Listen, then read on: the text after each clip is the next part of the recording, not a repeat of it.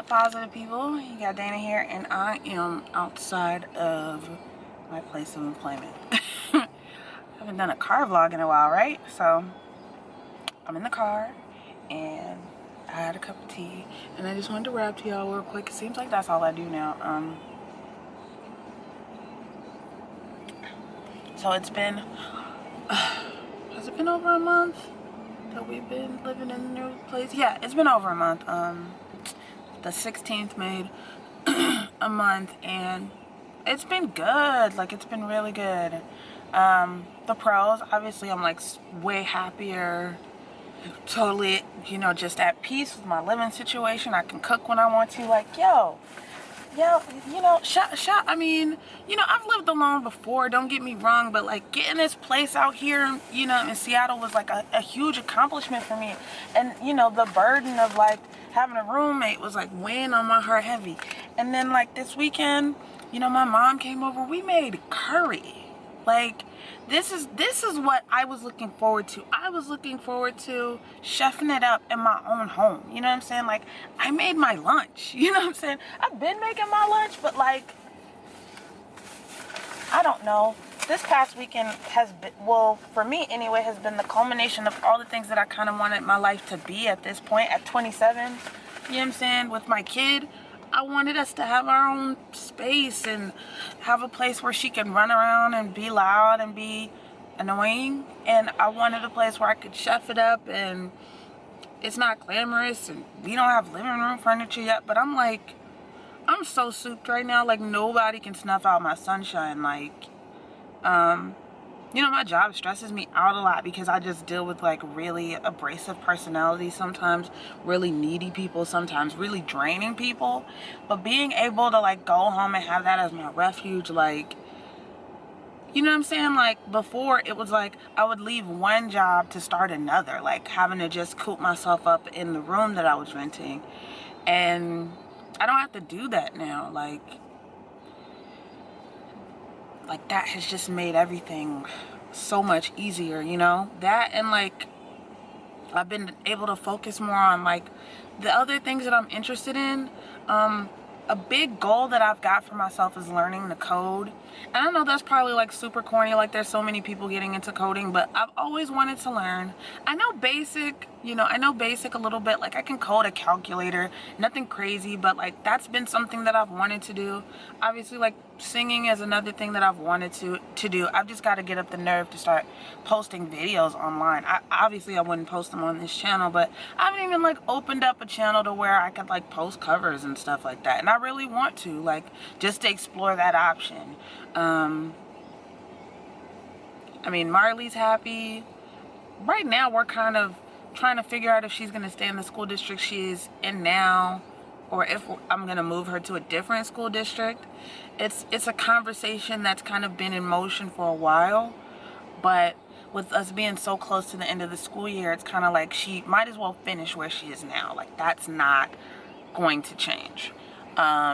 But like when she comes back from Atlanta after spending the summer with her folks out there, ooh, messing up my camera setup. Like, I got my Gorilla Pod on my steering wheel, which is like genius. So if you're wondering how I managed to get my camera stationary, that's how. I've got my Gorilla Pod wrapped around my steering wheel, but I like knocked it. So anyway, so yeah, when she comes back from Atlanta, we're just trying to figure out if she's gonna stay in the school district or move to the new school district. I personally feel like it might be crushing to move her when she's, you know, she's been at this point in 2 schools in the last 2.5 years. Yeah, she's been in 2 schools in the last 2.5 years. She did a month of kindergarten in Atlanta, and then she did, you know, where she is now. And then there's the possibility, if I decide, you know, you should start going to school in the new school district, that'll be a 3rd school. And you know what I'm saying? I moved from school to school when I was Marley's age, and it wasn't good for me. It did nothing for my social life. I honestly feel like it socially crippled me in a lot of ways, and I ended up being on the defense because I didn't know anybody and I was never fostering like these you know, years-long friendships. Like, to this day, it's like, there are people that have, like, friends that they go, like, way back with or whatever. I don't have that. And then, of course, you know, the bridges you burn over the course of years and stuff like that. There's this one friend that I had, from 9th grade, and I thought we were going to be friends for life, but we fell out actually when I got pregnant with Marley, funny, oddly enough. So, and I mean, we rekindled the friendship after Marley was born, and we all even, she was like one of my first roommates after I completely broke it off with Marley's dad. But at this point, honestly, I feel like we're in two places in our lives, and that's another thing that I kind of wanted to touch on. And you know, I always like end up going off 5 different tangents in these like car vlogs, but another thing about being out here versus being in Atlanta is, man, like, black people back home are so self-hating. Like, even the successful, well-to-do ones, it seems like there's this big class war, you know, a light-skinned, dark-skinned issue, or, you know, this person has this person has that, and then there are all these other people that pump fake and stunt back home about crap that they don't have. Like, I feel like it's so sad. People back home would rather be like Gucci down, Jordans and all that, than have a car that's paid off and a little house. You know what I'm saying? Like, it's people that's renting mansions back home. It's people that are renting Maseratis. Like, just cornball stuff to me at this point in my life. And I'm not gonna lie to you, in my early 20s, I would pump fake. I had like the biggest Jordan collection and, you know what I'm saying, all this stuff. And then, you know, oddly enough, the thing that kind of woke me up out of this fog of like fronting for people that don't matter and people who don't care, was I got a DUI when I was 22. I would love to like break that down, because Lord, that DUI game, I personally feel like just DUI law and like the court system with DUIs is like another little billion-dollar business. It's 10 grand to make those things go away, just so you know. So if you're out here drinking and driving, don't do it. Like, coming from personal experience, coming 4, almost 5 years out of a DUI, like, I will never again put myself in a situation where I'm getting locked up because I, you know, had some drinks and got behind the wheel. And that, you could kill somebody, right? But it took the DUI for me to realize, yo, these friends that you think are friends, these people that you're going out partying with, they don't give a damn about you. You know what I'm saying? You know, the people that you're trying to keep up with, they ain't got nothing, just like you ain't got nothing, and you're gonna go broke, and you're never gonna be happy and satisfied with what you have. You'll never love yours, you know, trying to keep up with the Joneses. And it took me getting that DUI, because once I lost my car, you know what I'm saying, once my car got repossessed, once I lost my job because I had gotten locked up, you start to see who your real friends are. And guess who didn't want to bail me out? And guess who didn't want to come and see me once I was back at my mom's house trying to figure life out? Was those friends that I thought were going to be lifelong friends. My drinking buddies, my drinking partners did not come and see me. And that put everything into perspective for me. And I promised myself after that, like, yo, I'll never put myself in a situation where, you know, everything around me is straight up smoke and mirrors. And that might have also been another like huge catalyst for me to want to leave Atlanta, because I just feel like it's a lost land. And I'm not saying that Seattle's like, you know, so much better, but sometimes, you know, sometimes having that reset button and being able to start fresh in a place where nobody knows you, you don't, you know what I'm saying, the baggage of your history didn't come with me here. I'm just me. I can be whoever I want to be here, you know? People have their preconceived notions about me back home, and that's their business, and that's why I left it back there. Also, too, you know, as y'all know, I'm single, and I'm not with my daughter's father, and the way that I want to raise my daughter is for her to have the opportunity to see difference, to see culture, and to just be around people that aren't self-hating. And there's this mentality back home, sadly, where people can be at the all-you-can-eat buffet and wouldn't want to give you a damn crumb. Like, that's really what it is back home. Like, it's this crabs in a barrel mentality back home that's super prevalent. And I think unemployment doesn't help that issue. You know what I'm saying? Because when people aren't gainfully employed, when people aren't happy with what they do for a living, coupled with the fact that like people are never satisfied with the car that they have, with the house that they live in, you know what I'm saying? All of that is a horrible environment for a kid to be in. You know what I'm saying? Like, I can literally put every issue that I had with myself and the way that I felt about myself, all of it goes back to trying to impress other people. And the minute that, you know what I'm saying, I started living for myself, the minute that my needs were about me and my kid, like, me moving out here wasn't to impress anybody. You know, starting over was super important. I was never gonna be able to really, truly start over because I was gonna have the opinions of the people that knew me back home. And now it's like all of my decision making, there's nobody to consult with because nobody's got a point of reference. You know what I'm saying? Everything that I know is from trial and error. Marley's extended family back home can't tell me nothing about Seattle because they ain't never been to Seattle. Most of them ain't even been on a plane ride this far, let alone. So I just wanted the freedom, the space, the air to just fix what I've fucked up. You know what I'm saying? And also too, my daughter is now school age. You know what I'm saying? When I was making my huge mistakes, like, Marley doesn't even remember that you know what I'm saying? Marley doesn't remember that mom was a big partier. Marley doesn't remember that mom got a DUI. Like, none of that registers. All she knows is this person that I am now. And I'm glad that this is the person that she knows. And I'm glad that I figured it out before she was old enough to see me fucking up. Because I have a lot of friends with kids. You know what I'm saying? They had their kids at like 15, 16 years old. They were pregnant in the 9th and the 10th grade and the 11th grade.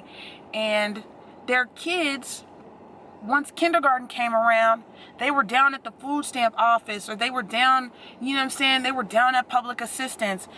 And I don't care what anybody says, you might be content in that. And if that's your life, and if, you know, you're getting yourself out of a situation, you know what I'm saying, more power to you. You know what I'm saying? I hope that you get yourself out of that. But I didn't want to be that girl who is down at some office with a social worker telling her that I went on 5 job interviews and shit like that. Ain't no jobs back home. If people want to keep it real, that's, you know what I'm saying? Like, there was no way for me to get up out of my rut, you know? I'm just glad I got out. Because there's some people that are going to die in Atlanta and they never going to see nothing else but Atlanta. And I feel for them. You know, my heart aches for them because it's not where it's at anymore, you know, unless you're trying to, you know, be in a Tyler Perry play or blog. And that's another thing, like the whole blog culture. And I was just looking at the whole, like, I really rock with Funky Dineva's videos. I don't know if y'all know her, but he plays this character called Funky Dineva. And basically she's just an Atlanta blogger who like blogs about people's foreclosures and tax liens. Meanwhile, he just got evicted his damn self, like crabs in a damn barrel. I don't understand how people can live off of putting down other people. Like, that's, I'm not putting down bloggers, but it's just like Atlanta bloggers in particular, like, y'all live, you know what I'm saying, y'all live and make your livings off other people's misfortune a lot of the time. And that's whack to me. Like, I'm just so past that place in my life. Like, I want everybody to win. I want to win, and I want everybody to win. And that might be another reason why I'm sharing, you know what I'm saying, want to share my story, because it's just like, ain't nothing glamorous about my life right now, but I'm happy. You know what I'm saying? I'm so happy. I'm so happy that I have my whack little 670 square foot 1-bedroom apartment in Seattle. I'm super souped about that. I feel like, man, you know what I'm saying? We've only been here since September 14, and we've made more strides in that amount of time than I ever did in like the 3 years following my DUI back home. The only thing that I had going for me, and I'm thankful that I had it going for me, was the fact that I was blogging about battle rap back home. That was my only source of income outside of eBay. Like, I had to be self-employed back home because there was no gainful employment. I know so many people back home with degrees that don't have jobs, or that are working like entry-level menial jobs. And I'm making more than them now, because I decided to take a risk and go somewhere where the economy is growing, you know?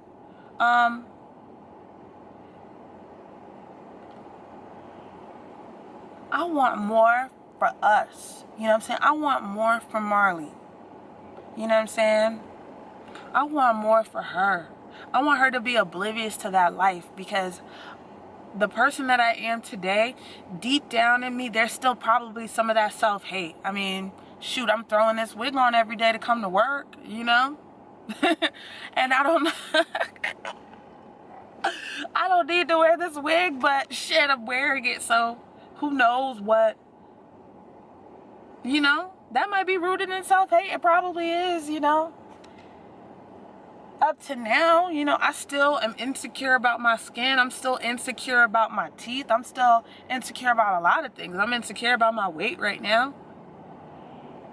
So, you know, that stuff doesn't change. But for Marley, I want, like, right now, all she cares about is, like, you know, like, she's happy with her twinkle toe shoes, and she doesn't mind that we shop at thrift stores, and I'm glad that it's like that. Because if I guarantee you, if we were still living in Atlanta, she'd be mad that I wasn't taking her to Foot Locker every pay period. You know, like, she wears Garanimals, and she's so happy. She's so souped about life. She's got her little fish, and she's super happy, man. I don't feel like we'd have that back home. And don't get me wrong, she was like a ray of sunshine, but these kids out here don't care about clothes and stuff, you know? And I don't know if it'll be like that once she's in high school, and I'm prepared for that. Like, I'm glad that I am a young mom and I get it. I'm never gonna allow her to be the butt of some jokes because of what, you know, because of her fit. But kids out here, like, the richest are in Garanimals. Like, the people that live in Medina, they dress like hobos. You know what I'm saying? The richest of the rich out here dress like hobos, drive, you know, base model cars. I don't want to keep up with the Joneses anymore. And the only way I wasn't going to be, you know, was that I was going to be able, at least for me to do that, was to be as far away from that as possible, you know? I don't want to go broke keeping up with anybody anymore, you know? I'm 3 years away from 30. I'm 27 years old. And I just want so much better for my life now. Like, I want to win. I want my family to win. I want us to be happy.